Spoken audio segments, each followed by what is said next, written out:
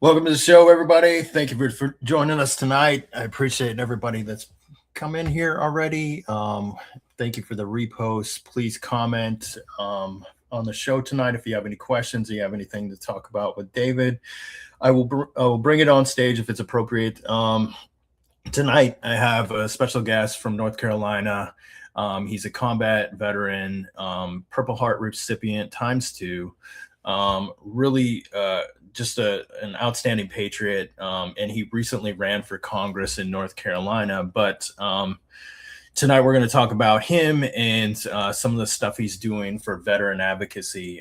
Something that's really passionate to him is helping out other veterans and pointing out flaws in the system so that we can make it better for veterans all around, the USA. So I really admire people like him. I've had Mark Lucas on my show several times, and guys like this, it's not a lucrative thing to go out there and to fight for veterans health, veterans rights, and stuff like that, and veterans benefits. It's not a lucrative thing. It's a labor of love for people that are really passionate about helping people and feel strongly about the veteran community. So I just really appreciate people like this that are out there doing these things and trying to help people out. And so without further ado, I'll bring to the stage David.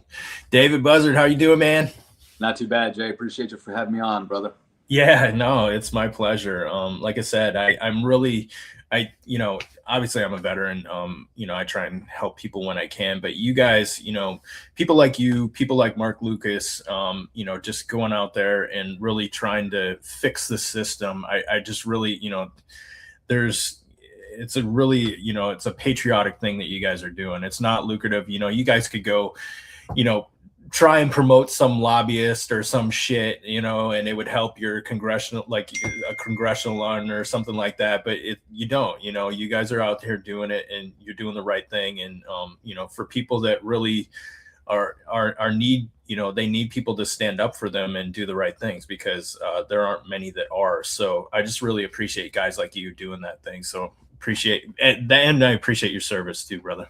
Thanks, Jay. I appreciate your service too, man. No, I surround myself with great mentors, and honestly, that's what guides me. I've got some great folks locally that have some old guys that are really just teaching me how to go get it, man. These guys put me to shame when it comes to the amount of work they do, and so it keeps me on my feet. I'm not gonna lie, and so shout out to Frank Roberts specifically down here in North, down here in Wilmington, North Carolina. He's a veteran extraordinaire out here, and so he's guiding me along, being a good mentor. Yeah, one of the coolest things for me, and I'm older than you, obviously. I look young, but I'm older. I'm 46, but for me, like one of the coolest things is going in and sitting, like when I go for my physical or whatever for the VA or whatever every year, like going in and sitting in there. And it doesn't matter if I know anybody or what, you'll end up talking to these old vets, and it's so cool to just like, it feels like you're talking to your friends in the Army, right? It feels like because it's this, we speak the same language, even though they were many generations before us, Vietnam era, just all the way, like even guys from, back in the 80s and stuff like that were, serving or whatever. And like, you speak the same language. It's like, it's really like, it feels at home talking to these guys, and their stories that they have, they're often similar to what we, the experiences that we went through. And, I just really, it's a cool experience for somebody who hasn't ever experienced it. It's something, it's really awesome thing. And I'm glad that, you guys are out there advocating for those guys too. Thanks. No, and the thing is, like, we got a great local American Legion, VFW, DAV, all these great organizations. They are kind of dying out, man. These GWAT guys, we're out working. We've got families. We're a little bit younger. We've got stuff to do. But these organizations, they do great stuff in the community. And I know it's kind of hassle sometimes to make your way out to these meetings, man. But these older guys, they really enjoy it when us GWAT guys get out there and start, hanging out with them. And so, I would urge and behoove some folks to actually get out there and spend some time with the old timers while we still can, because one day that's going to be us, man. Right. Yeah, for sure. So talk to me about where you're originally from and kind of what led up to your service. Yeah, brother. So look, I was born and raised in Vietnam. I was born in 1990, so I lived through all that greatness up there in Fayetteville. I went through 9/11. As a middle schooler, I saw all that. I knew I was going to serve the nation. Just so happened that when I was graduating high school, the 2008 financial crisis hit. But I knew I was going to be a soldier anyway, so it wasn't really a problem for me. I wanted to do special forces though, man. But the problem was I was too young. Like you can't do the 18X at that age. And so me being naive and just knowing I was going to be a soldier, I went into the recruiting office and he was like, "Yeah, just sign up for that when you get to your unit." And I was like, "Sounds good." And yeah, it's not that easy. But no, I went, I joined, I spent my 19th birthday at basic training, learning how to give myself an IV. That's when they were still teaching that. Yeah, I got stationed at Fort Polk, Louisiana. I was in the 10th Mountain Division. I don't know why the Army couldn't put me at Bragg. That would have been great because I would have been at least at home. But the Army, in its infinite wisdom, man, they sent me out to Fort Polk, Louisiana. And so I spent time out there with the 10th Mountain. I had the opportunity to do a couple of the schools and stuff as the deployment was starting to come up. And, when you're with your guys, you're going to deploy with your guys. And so, those opportunities came up, but it was like, no, I'm deploying with my guys. If I am going to go to the teams later on, I want to go with some experience at least. And so, I was like, let's deploy with my bros. And so, we went out, we were deployed to Tangi Valley, Afghanistan. And so we got out there. It was crazy because when we landed, man, we were actually landed under fire, which was kind of crazy because it was kind of like, wow, this shit is real. The height, I was not used to the level of elevation. And so when we got out, we're carrying our sea bags and stuff, man, I was smoked before we could even make it to our, little housing. But I'm not going to lie to you. I think about those days in the desert all the time. All my friends and stuff that I haven't talked to for years that I've just kind of neglected. I've kind of self-isolated, and it's kind of a problem for a lot of us veterans, man. We self-isolate, we numb ourselves, we don't keep in contact with a lot of our friends, and I'm guilty of that, man. And that's something that I'm trying to be better at. And so, yeah. What else you want to talk about, Jay? Well, so you were at Shank, right? Well, so that was our main fob, but we were in Cop Tangi, so we were out on a cop. Okay. So yeah, we were out there until about 6 months in. They passed over the cop to the A&A, and we did like a ground freaking evac of the location. They were trying to swarm us, man. It got chaotic for a while, bro. I mean, we were shooting people in the streets in front of our freaking cop, man, because they were trying to overrun us. I mean, it was legitimately like a movie.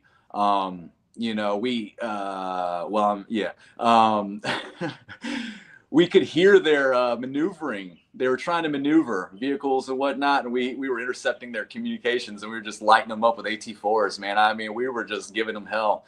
But so we ended up removing ourselves. We went to Syedabad, and that's when they started sending in these SEALs and Rangers to go hit these HVTs in the Tangi Valley where we were at. And I guess they were trying to like keep them in that area. So they acted like they were abandoning the location so that way they could hit them hard. And so that's when Extortion 17 happened. And so we were QRF for Extortion 17. We were out there for, a couple days trying to secure the crash site. It was terrible, man. It was terrible. Taking fire from all the ridges. But later on in the year, we actually got hit with a V-bid. It was one of the biggest V-bids to date. It was like 4,000 pounds of HME, and there was 88 wounded. And that's when I got my second Purple Heart. And so, that it was constant, man. Yeah, I kind of skipped over my first Purple Heart. But no, the overall, the deployment, it was rough, man. I mean, we got into stuff every single day. It was, looking back, obviously in hindsight, it was kind of fun. You know what I mean? Like I kind of miss that excitement and being, with my brothers. But when we were in the shit, man, I tell you, it was a little nerve wracking at times. Obviously, I'm sure you're aware. Yeah. Yeah. So, did you guys, like, everybody come home on your platoon, or? No, man, that's the thing, brother. Though we went through some shit. We got into some major firefights. So we got there in late October, 1st of November, um, and I mean, we were just taking it every day. Uh, we did so my first Purple Heart came when we started taking some fire. We shot off some mortars. They shot it in the wrong direction. We went to do a battle damage assessment in the middle of the day for some reason. I'm not sure why we did that. But we knew something was coming because it was too quiet. Typically they're shooting at us at all times of the day, but we make maneuver out there with no fire. We're like, something's about to come. And so we're, headed back to the to base, and we do, we maneuver around what we call the castle out there, some old Roman fort, man, that they used to stash weapons and all sorts of stuff in. And man, I come around this corner, and there's a scout sniper, Omar Soltero, pulling guard, man, just watching over the there was a culvert right there, and there was a directional IED right there at his feet, man, and honestly, he saved my life, bro. He was my guardian angel. His body shielded mine. I took a little piece of metal in here and a little bit in my face here, but it wasn't. He was my guardian angel, bro. His body shielded mine, inadvertently saving my life. My best, not my best friend, but really one of my good friends, Brian Stanley, to my left, who was walking beside me.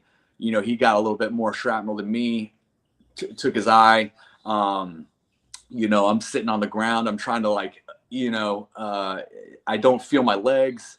I took some stuff right here in the face, and I look over and I see Stanley, and Stanley's eyes hanging out, and I'm thinking that that's exactly what happened to me, man.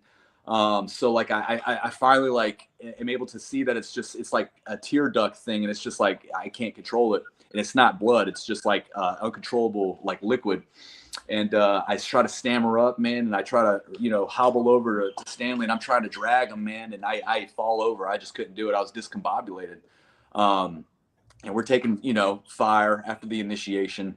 And, I look over and I see Soltero's body, man, and it's mangled, you know what I mean? And this is, a good friend, not the closest friend, but, we used to talk all the time. And I'm looking over and I'm like, God damn.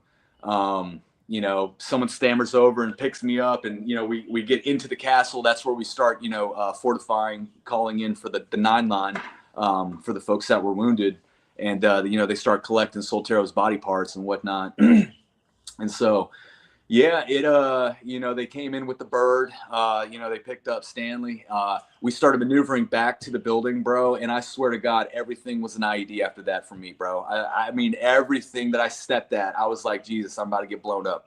And so it really messed with me mentally. But there was only I think 60 guys on the COP at the time. And so they kind of needed me to stay. And so I felt good enough to stay, man. So I marched it back. Back to the COP, and I was kind of high speed. I'm not trying to toot my own horn or anything. I was pretty good at the top of PT shooting and all that stuff. And so they wanted me to take Soltero's place on the sniper team when we got back. And so I started, maneuvering with them for some missions and whatnot.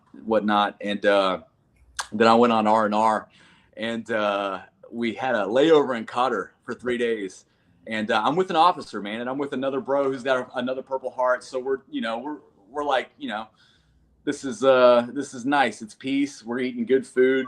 We're in in Al Adid, and so we're there for 3 days. And so the officer's like, hey, I know a guy in Doha. Do you guys want to go have some dinner with him? He'll pay for our dinner. I was like, hell yeah, sir. You know the rules. Sounds good. You're the officer. You know the rules.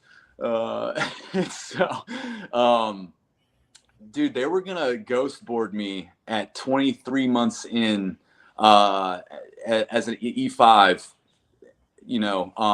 when I came back before this whole situation happened.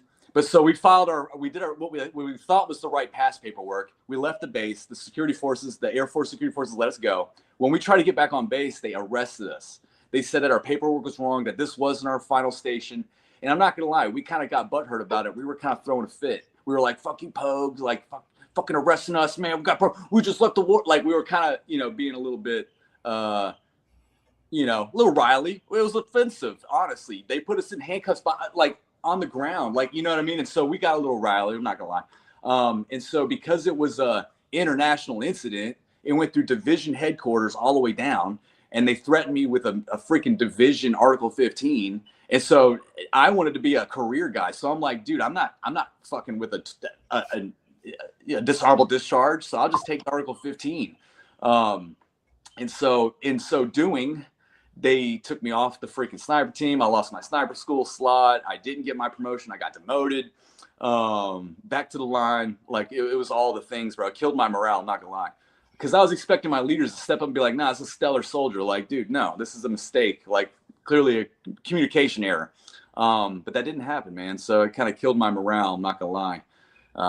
But then, we went through a couple of other things started to happen. And, I just realized that I wasn't going to re-enlist, man. I saw a couple special forces guys get smoked, doing some bullshit missions, man. Like in all honesty, they were bullshit missions, clearing roads for no reason. You know what I mean? Like SF dudes don't need to be clearing roads for no reason. I'm sorry. No soldier needs to be doing a bullshit mission, but especially not these dudes who deployed 8 times, dying on their freaking 9th deployment because of a stupid mission.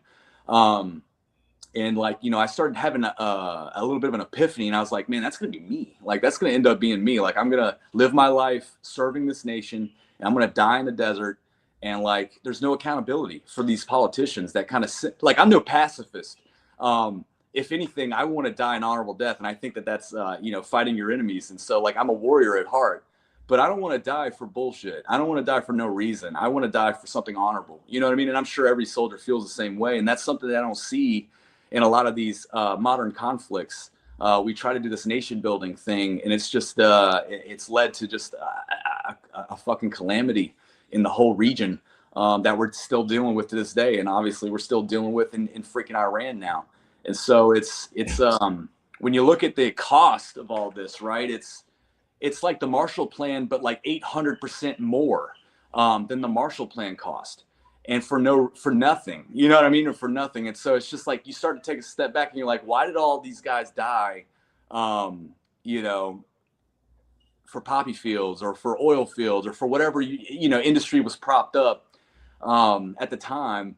And you start to get a little like, offended, man, because you got politicians in suits that have never served the nation that are taking lobby money, and putting us in situations that we don't need to be in oftentimes. And so I got involved with politics, man. When I got home, I just started getting involved. I really started like focusing and caring on what was happening, really on the medical aspects, man, because, getting blown up a couple times, having TBIs, the PTSD, all that shit. I really care about these guys when they come home and they're just being fed these medications, and they're, they get these diagnoses, and they're it kind of like becomes their personality inadvertently, and they numb themselves and they retreat and they retract, and it creates a downward spiral in ways that leads to negative behavior, which leads to suicidal ideation. People's relationships get strained, their work gets affected. I went through suicidal issues, man. I wasn't really like ready to cut my wrist, but I was so deep down, dark, depressed when I got home because I messed up my paperwork. When I was transferring out, I thought I had done my paperwork to UNCW correct. So I moved here. I got an apartment. I started a little part-time job, and I was ready to collect that stipend and start going to class. Well, the day came to go to class, and I wasn't on the roster, man. And I was like, wait a minute, this isn't good. Didn't make enough money to pay rent. They evicted my ass. I ended up on a couch back in Fayetteville on my buddy's couch, working at a car wash, bro. At like less than minimum wage. I was a car wash attendant. So I go from like this former proud, infantry dude, 2 Purple Hearts, wanting to go special forces, serve, to fucking car wash, living on a couch, man. Very depressing stuff. But I'm not trying to say that I'm some anomaly or anything, because some people do make it through those types of situations, and I did. Honestly, in part to psilocybin. And a lot of people are scared to kind of admit that, but that's one of the things that I'm kind of standing up for, is these alternative methods to holistic therapies, man, to actually addressing the cognitive functions, the neurological aspects, I know a couple SF dudes and some Delta guys that have to go down to fucking Mexico to do this Ibogaine shit because our government will consider them a criminal if they try to do it here in a safe environment, man. And like, if it works, it's not stupid. And it works, man. I've talked to a guy who said that, he was going through survivor bias or, survivor guilt. Everyone in his truck died. And, he said that he did some Ibogaine and that he actually had a conversation with these dudes. And they were like, live your life, man. Basically like lifted a weight off of his shoulders. And if anything, he was more force ready after that treatment because of the psychological lift on his conscience, man. And so like these things need to be explored, but Big Pharma is hand in hand with the VA. Well, I'm sorry, Big Pharma is hand in hand with the FDA, and the FDA is hand in hand with the VA. And again, there's people up there that are inexperienced that don't know anything about veterans or their issues up there calling the shots that get lobbyist money from Big Pharma to continue the status quo, which is, leading to 44 a day. People think it's 22 a day, but Duke did a study, man, Operation Deep Dive. And it's actually closer to 44 a day because they don't factor in, overdoses or deaths of despair, things of that sort. But that's why we're killing ourselves, man. It's the despair aspect. I could go into a whole lot of things when it comes to like opportunities when veterans get out of the service, but we need to feel some type of fulfillment, man. We need to be able to rekindle a sense of purpose. And like I've seen a lot of benefit when it comes to working on like with like farming, like trying to get these community farm programs going. Like when you work with something with your hands and you see something grow, man, like it's really rehabilitating. And so like I'm trying to work to get farming programs set up with these schools where these students get credit for teaching veterans how to do that. I'm trying to push for tax credits for small victory garden, what we would consider victory gardens, a certain dimension outside.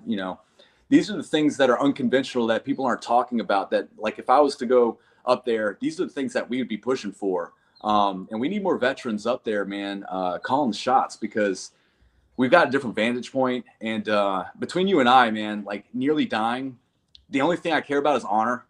And if someone tried to approach me with money, not only would I not take it, I would find a way to prosecute them for actually trying to bribe me. You know what I'm saying? Like that's what needs to be happening up there. But it truly is swampy, man. And so, yeah, I mean, you could take it anywhere from there, Jay. I can go any direction. No, that was good. This is something that I've talked about a few different times, and for us, right? I'm a Black Hawk crew chief, and pilots are kind of fall into the same thing, right? And special operations, SOAR, they all fall under kind of similar rules that we had, right? And so every year you have to get your flight physical, right? You have to get your assessment or whatever.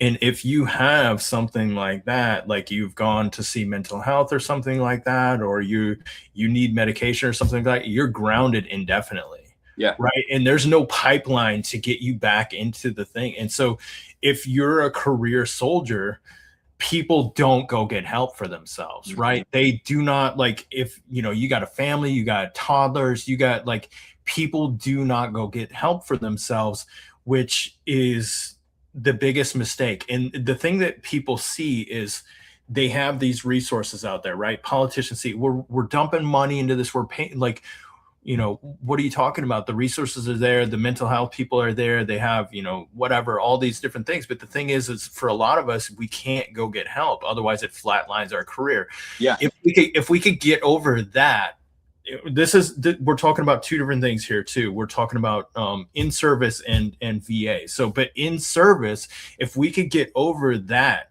and for guys like you that were heavy in combat, and you saw, your friends didn't come home and stuff like that, and me too.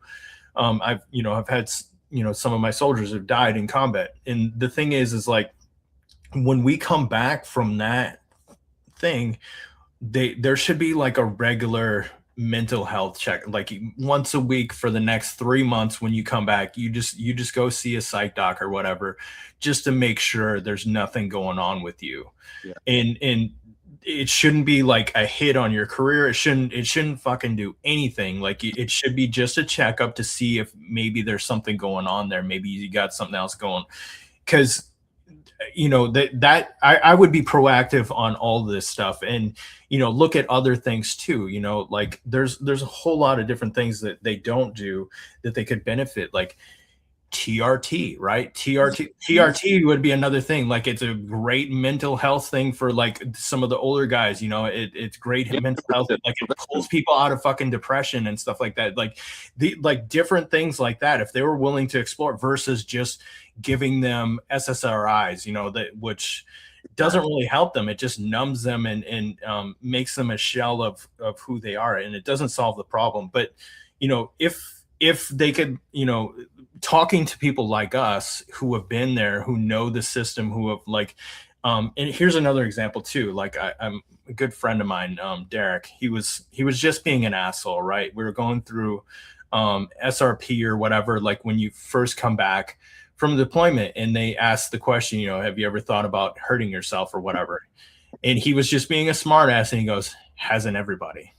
Well, now he gets to spend 2 weeks under fucking scrutiny. Like everybody else gets to go see their family. They're done with the deployment. Now he's like basically quarantined because he made this smart ass comment or whatever. And like, but say he was, he was being serious or whatever. Like he was actually kind of being serious, but he was being a smart ass about it. Yeah. Like, it was more like a punishment than actually trying to help him out, because he needed to fucking be with his family, right? Yeah, he needed some relief. You know what I mean? He had been on a year-long deployment, like it was a rough deployment, and so that's just one aspect of it, of the in-service thing. Real quick, brother. That's another thing is veterans. We come home. We've dealt with a lot of stuff. Things happen in our lives. We have relationship issues, our work issues. Maybe we're taking drugs. We get caught by the police. Our whole life seems ruined. I've seen that downward spiral 100 times as well. I work in the court system down at the local prison, and I'm a veteran mentor there, where I try to, uplift the spirits. And there's so many of those stories, man, where these guys, they're in a downward spiral, and then they get arrested. And like, there was one guy who had a gun because he's a veteran. Naturally, we all have guns. Had a bunch of drugs on him. Those two don't mix. He was facing 10 years in prison, bro. But this veteran treatment court that we were able to get him through, he doesn't have to do any time. He's rehabilitated. So it's hard to explain, but essentially he's started doing community service. He works. He pays. He does a lot of stuff at the local garden. I mean, not only is this guy working, contributing, with the community programs, he's a fully contributing member of society, and he doesn't cost to the taxpayer, to house him in this jail for 10 years. And so, like, anyway, programs like that, hyperbaric oxygen therapy, man. We have someone up at the Human Health Services and DHS and all these organizations that could be switching things. Pete Hegseth today can shift the way that the VA and the active duty operate. Hyperbaric oxygen therapy, man. It's just oxygen pressure. It helps the neurological aspects. It drives down inflammation. These are things they could be doing now, but they don't, because again, it's those 3-letter agencies that are tied together with the private corporations, like the FDA's tying together with the big pharma, which prevents the VA from acting and shifting the status quo. 3 million pills go out to veterans every day. That's just veterans, and I mean that it would be great if we could get like gym memberships. Like for my mental health, you know what I want? I want a gym membership so that I can work on my fitness. I can do some PT, because those are expensive. I don't know if you've tried to get a membership at Gold's Gym. Right. It's an arm and a leg, bro. And so if the VA could subsidize stuff like that instead of just pumping me full of pills, that would be a great service to a lot of these veterans, man. Sure. You know what I mean? And, obviously there's a lot that goes into the holistic therapies that they're trying to work on. And I see some stuff happening in Texas. Thank God to some of the veteran representatives out there. And that's why I call on these veterans, man. Don't let your diagnosis become your personality, your only it's not who you are, man. We gotta break through that. Don't give into it, because far too often, man, I've lost a lot of friends to suicide over the years. I honestly stopped counting because it's so sad. Last I stopped was 8. And so it's just like, it's heartbreaking, man. And this doesn't have to be the status quo, because we spend so much tax dollars on this system. Why can't I, as a veteran, if I have an issue, just go to any hospital and then just bill the government? Like, why do I have to go to a special hospital where the DMV type employees tell me that it's all very, it could be streamlined. And I wish we would just have more proactive approach to this instead of just the status quo, because it's broken and it costs so much. And I'm sure you know that, man. Right. Yeah, for sure. And yeah, just imagine if, like, instead of Motrin and stuff like that, they were giving people like BPC and stuff like that to heal their wounds and stuff, like peptides. Like, there are so many different things that they could explore that would be healthier for the veteran and better for their long-term health in general. Like, you're right. You're on the right track. And we need people like you in Congress talking about these things, because that's spot on. Thanks, Jay. I appreciate that. No, and that's, I'm not alone. There's a lot of us that feel this way, but we all feel isolated. We feel kind of like we're alone in this, and we're not. We're one of the biggest communities in the country, and we really got to band together. It's kind of frustrating, because I'm in the American Legion, I'm in all these groups, and none of them are really political. And it's like, that's what I really need this group to be, is political. And so honestly, I was honestly thinking about starting my own explicitly political veterans group. I'm not sure how they go about doing that, but these groups, man, they all try to stay out of politics, but it's like, I need the unified voice to push things that we care about. Otherwise, what is this group for? And right. So, sometimes I get a little frustrated with these organizations. I understand the tax status and whatnot, but I mean, again, maybe something else needs to be constructed. I don't really know the answer. But yeah, we really need to stop siloing ourselves off and lean into each other. Otherwise, we do just kind of fade out, and we can't allow that. Yeah, for sure.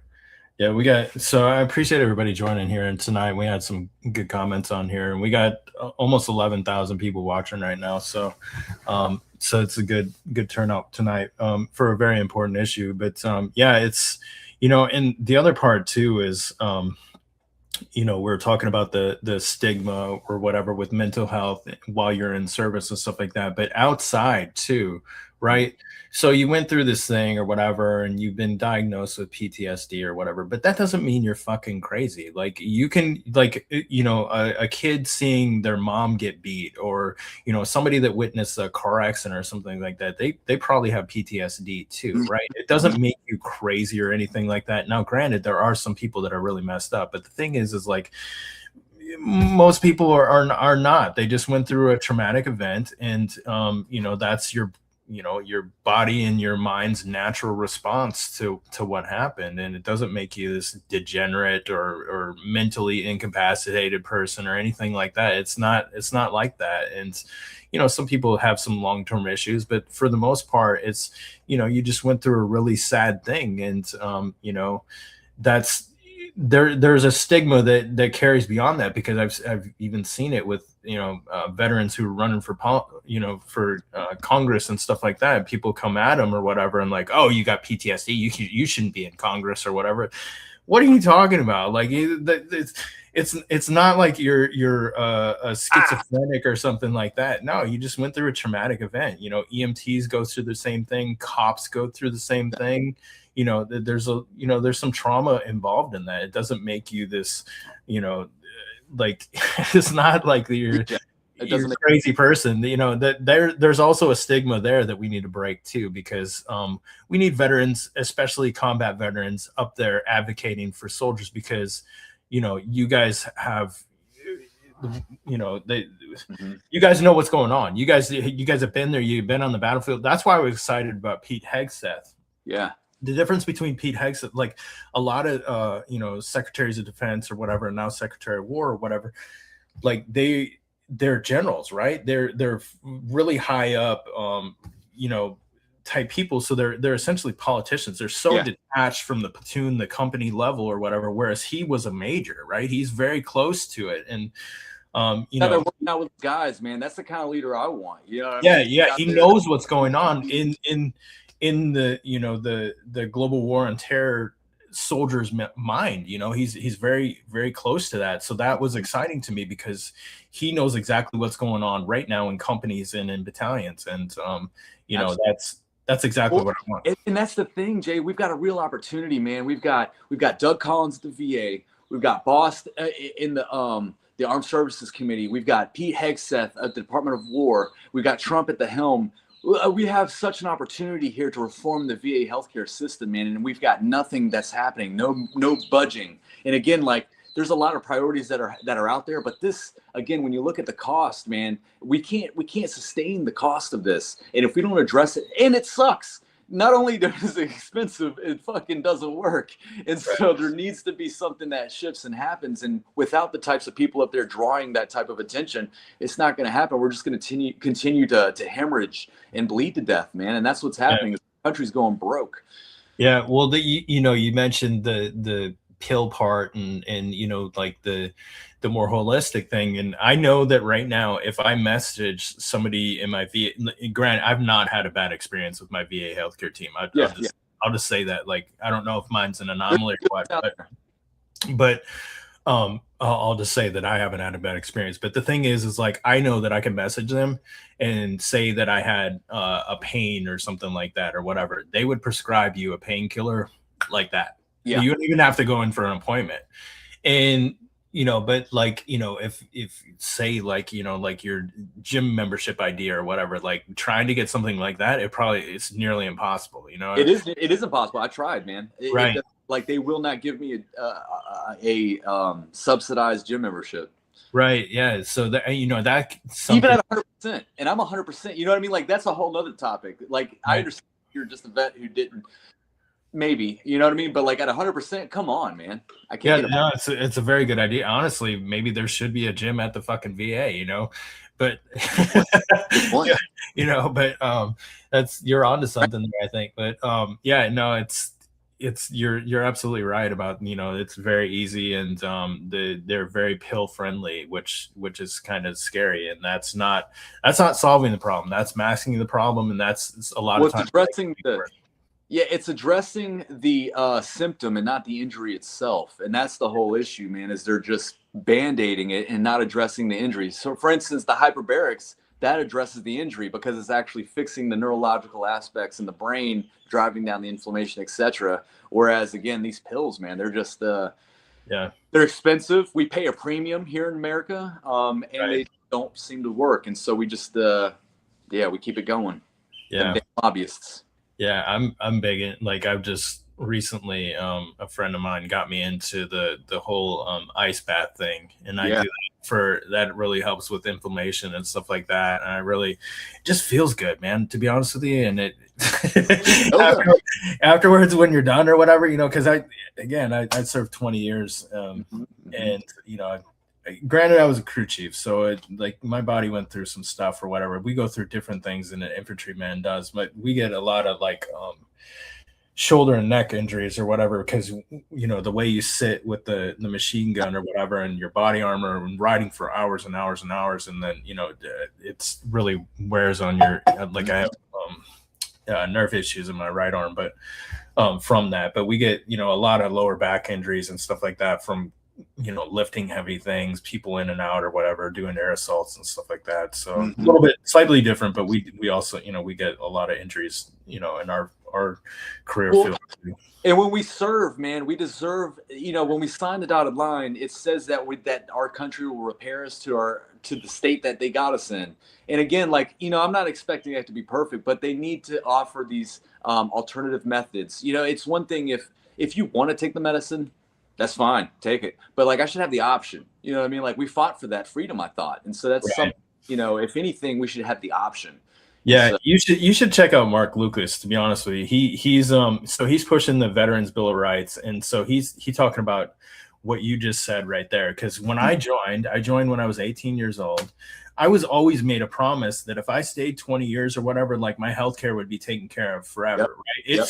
Right? It's not a bargaining chip for fucking Congress. It's not a bargaining chip for the Senate. It's not like these are non-negotiables. And he's pushing the Veterans Bill of Rights, which he's got a lot of people signed on. It hasn't, the bill hasn't passed yet, but he got a lot of people to co-sponsor. I actually got my congressman to co-sponsor it. Fantastic. But anyways, what it says is a lot of these things that they promise you or whatever when you first start off, he wants to codify them to make them like they're no longer something that they can use to bargain with or whatever. Like, these are your rights, these are your benefits that you were promised when you joined or whatever, and you can't we can't ever go back on that. So you should check him out because he's a fantastic patriot too. He used to be on the Article 3 project. Now he's doing veteran action. Anyways, he's a good dude. I'll send you his links or whatever. Real quick, I did a repost for him today too. So, but yeah. Real quick, brother, another group that's doing fantastic work, Grunt Style, man.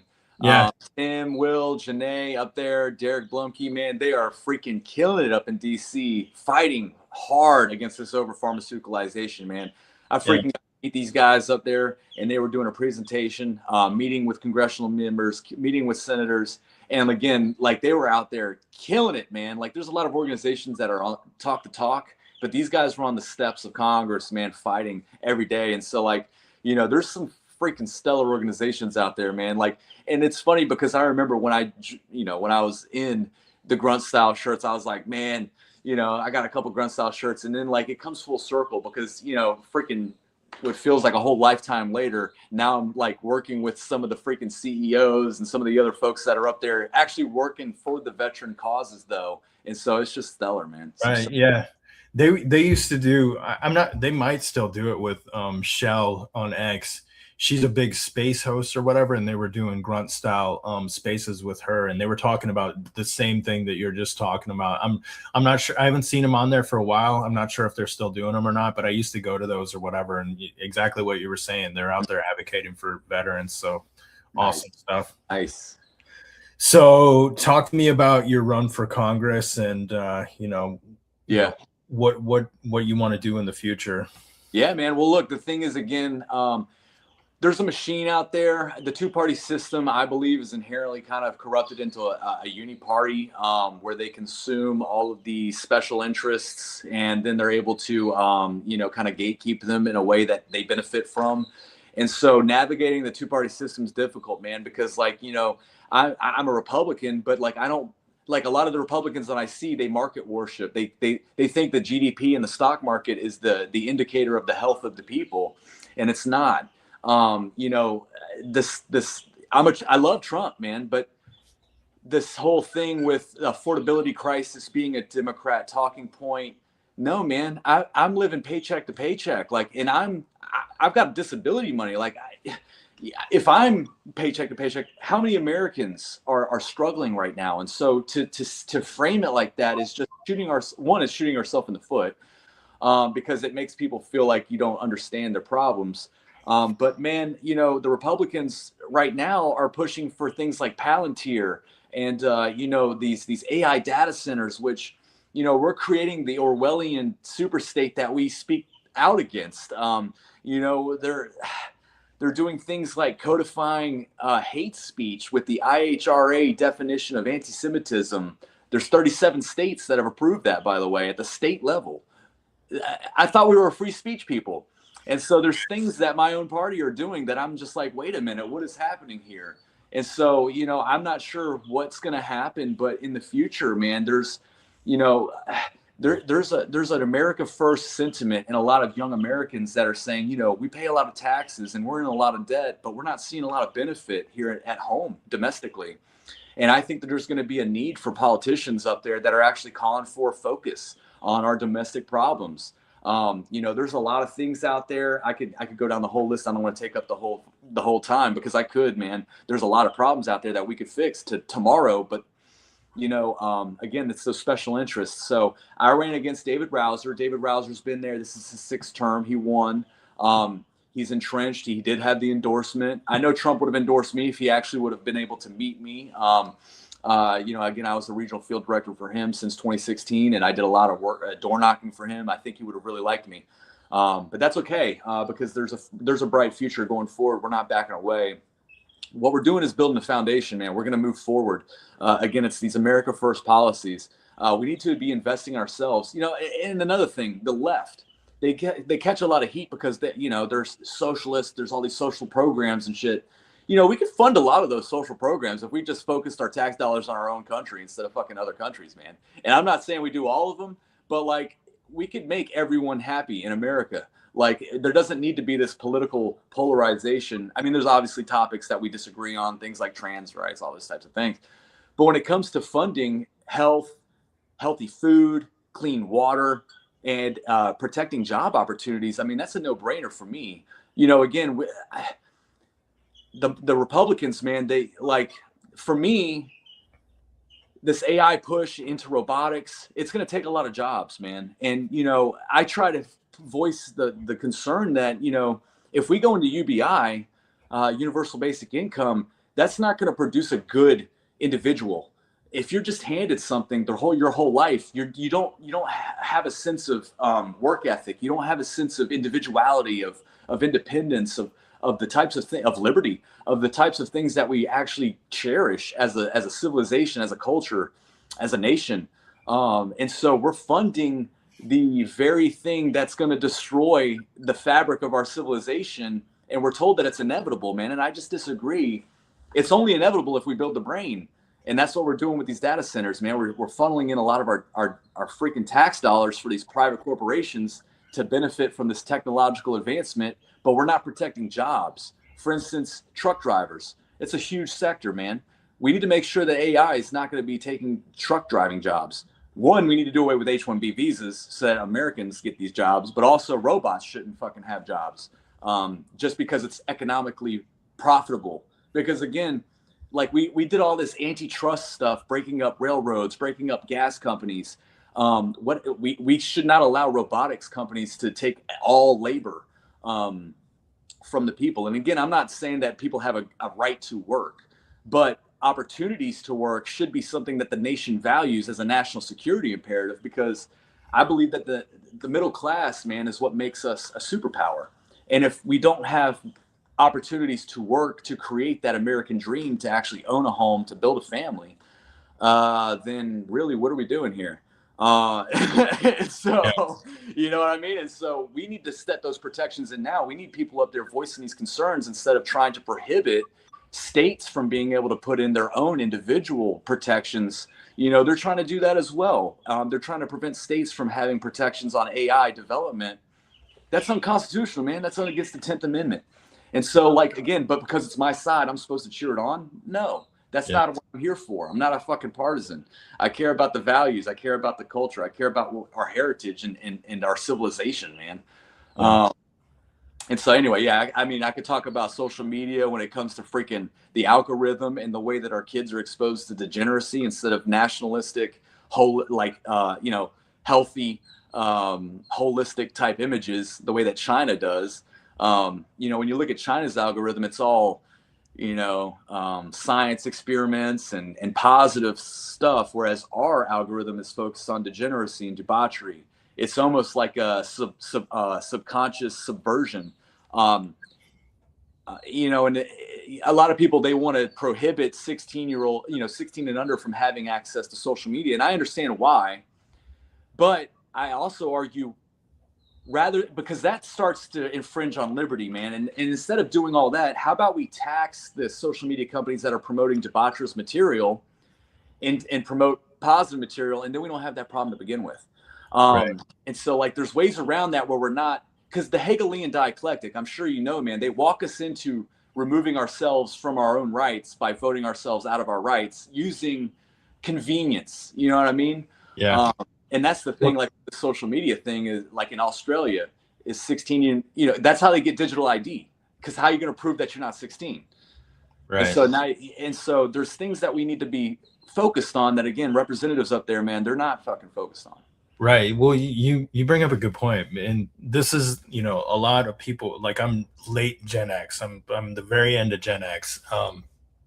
But a lot of people from my generation and older generations, what they say is, oh, get away from social media, just put it on, like, and it's not realistic. These kids are not getting away from social media. They're not getting less into tech. That None of that is happening. But you bring up a good point, is to make it healthier, right? To start to fix, make it more ethical in terms of, like, what they're seeing and stuff like that, versus saying that to go away from it, because that's not happening. That we have to have people that are ethical at the top in order to, solve some of these things, because they're going to see it regardless.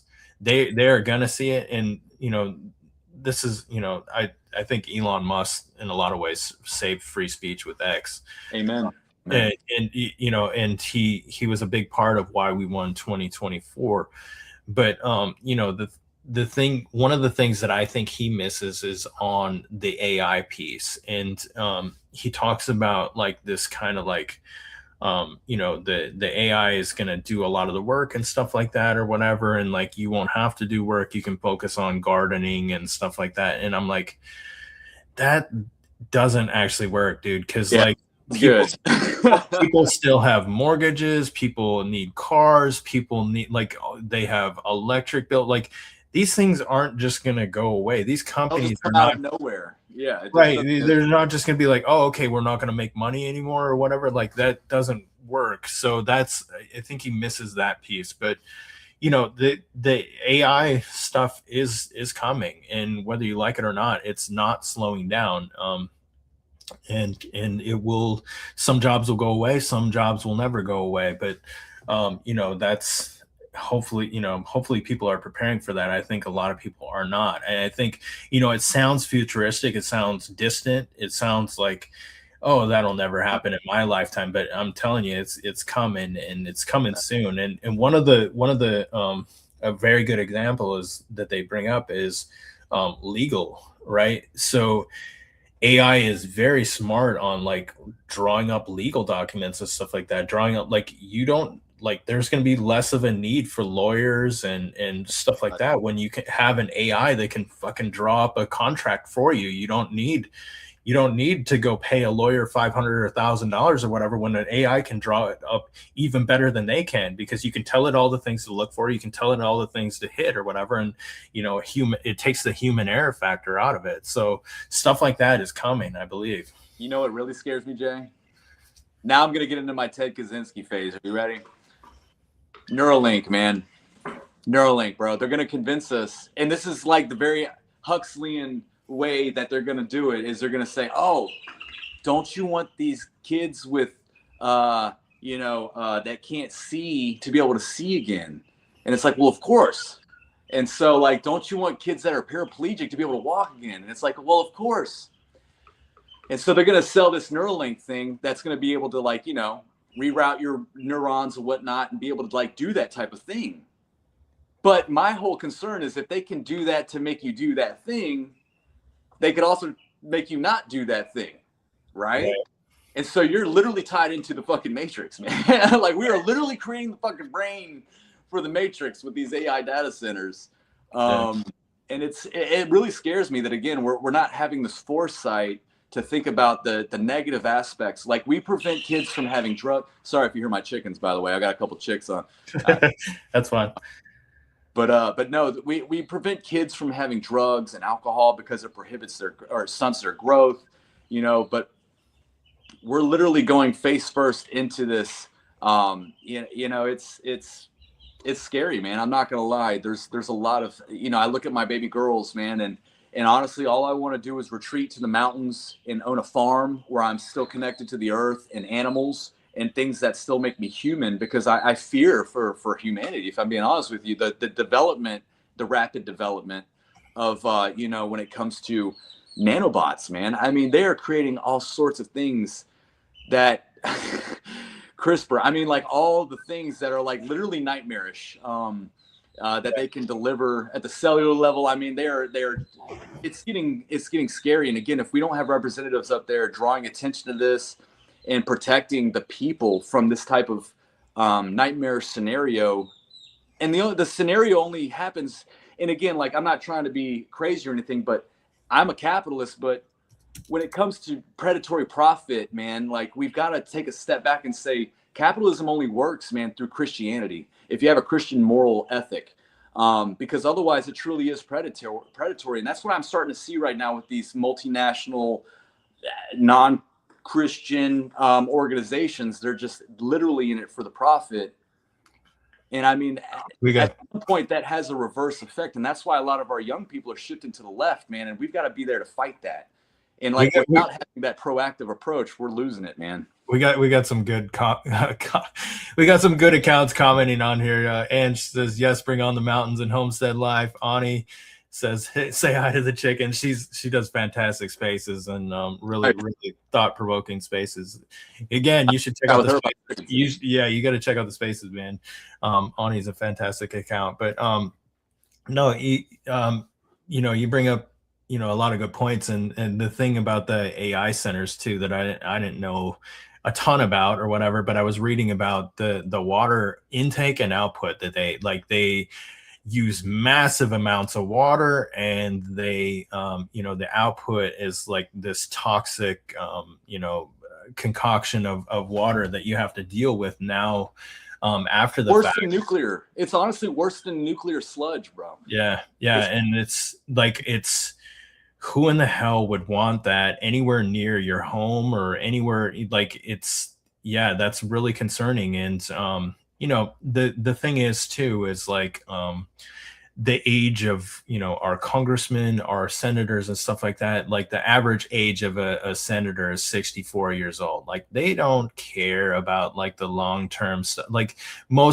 granted, there are some really good exceptions, like Mike Lee, Tim Burchett. Like, there are some people that are really like smart and thinking about these things or whatever, but for the most part, like, Nancy Pelosi doesn't give a shit about this stuff. Like, Mitch McConnell doesn't, like, he can barely function as a human being, let alone the things that he's voting on. He doesn't have a fucking clue. Like, he couldn't even unlock his cell phone, you know what I mean? Like, so they don't have a clue about the things that they're voting on, and they're not hearing us because they don't really care. So that's why we need younger people, veterans, people that actually know what the hell they're talking about in there and know what they're voting on, because there are things that are going to come down the line that we're going to have to deal with, and they aren't. So well, and that's the thing also, man, is these corporations that are polluting the waters, man. Like,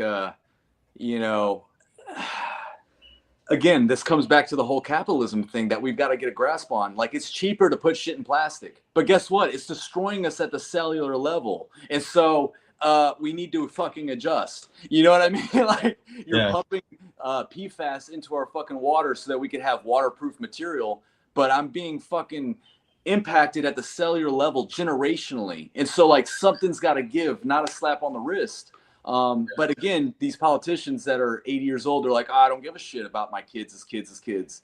And we need politicians that do, man. So yeah, it's frustrating. It's frustrating.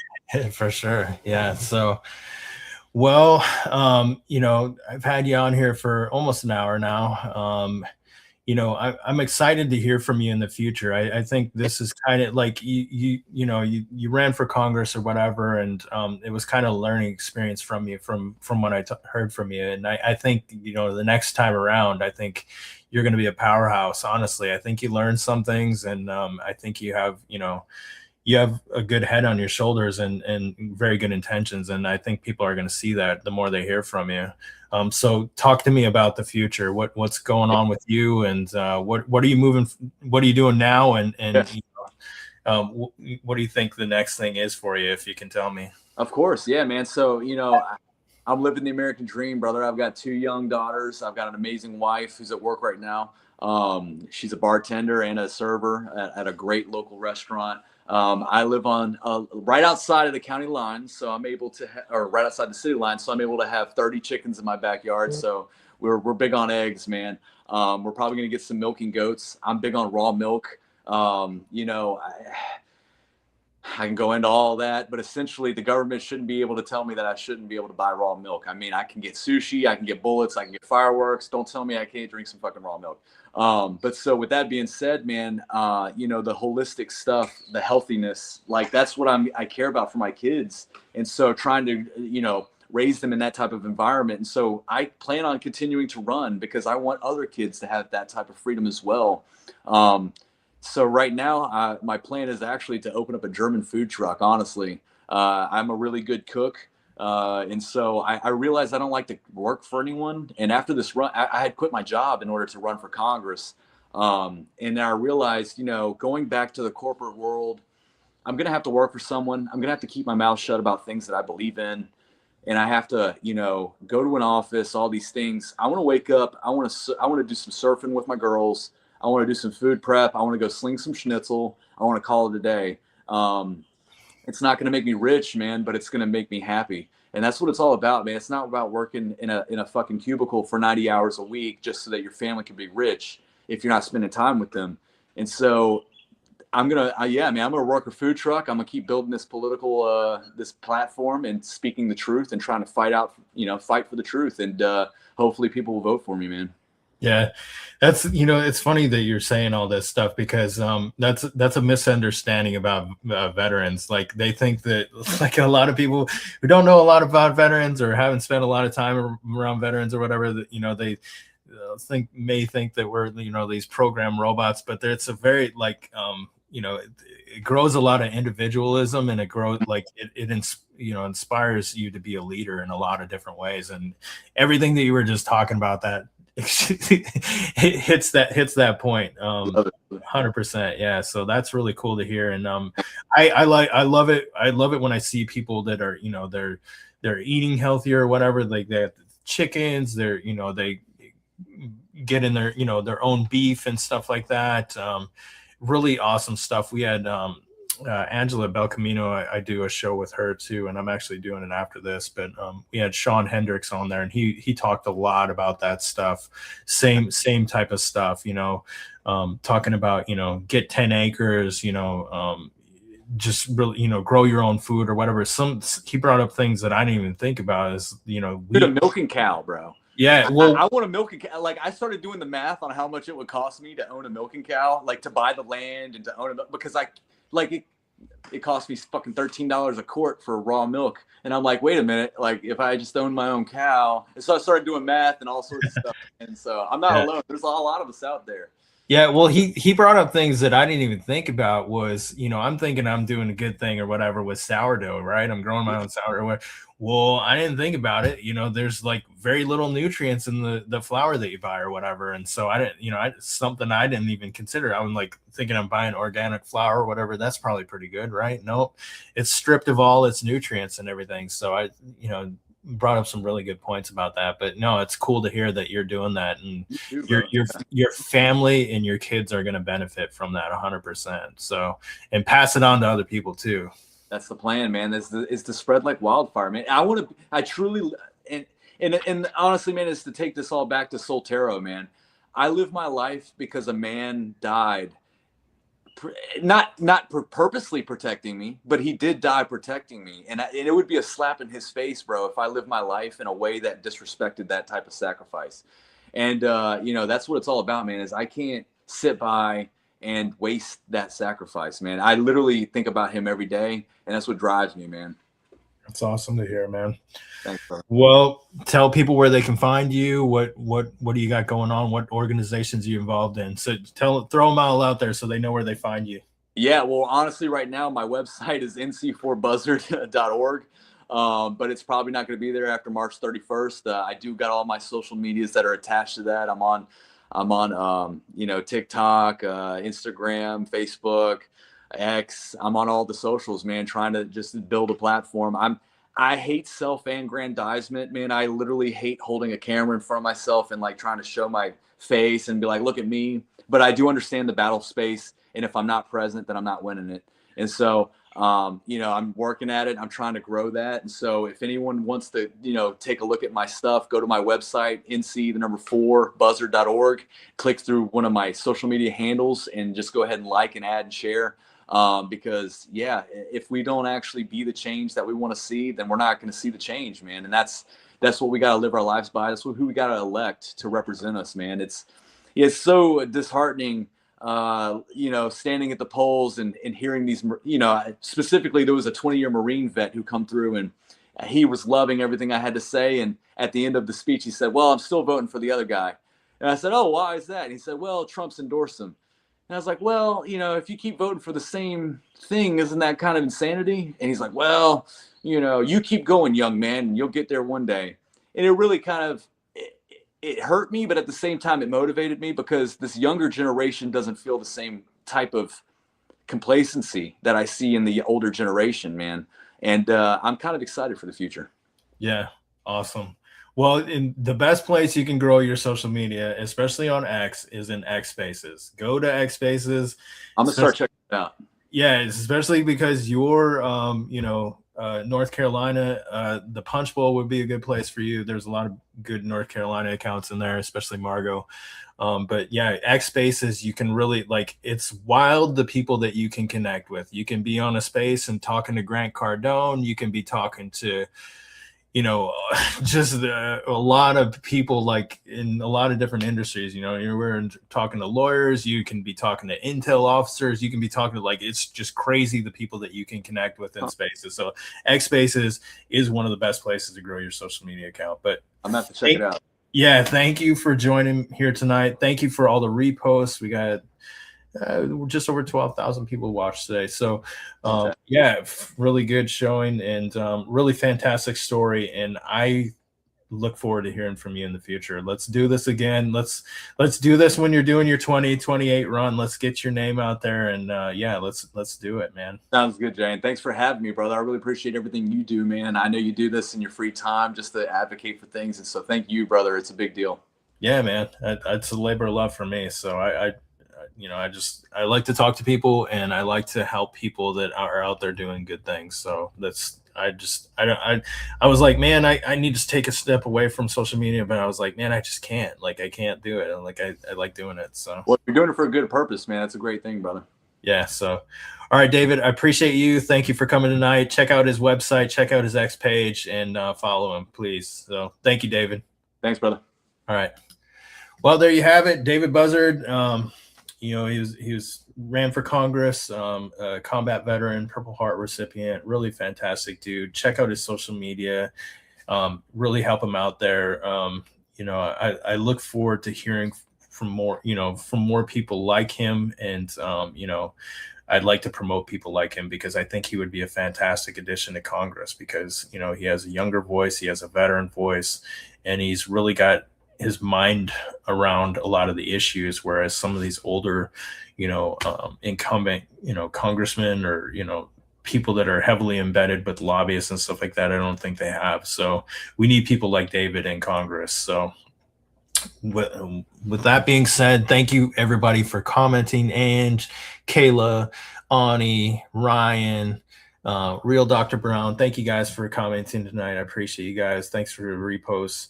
And that's all we have tonight. Check me out later. I'll be on Angelo Belcamino's show, Bold Chat, and that's it. So you guys have a good night. Thank you for joining.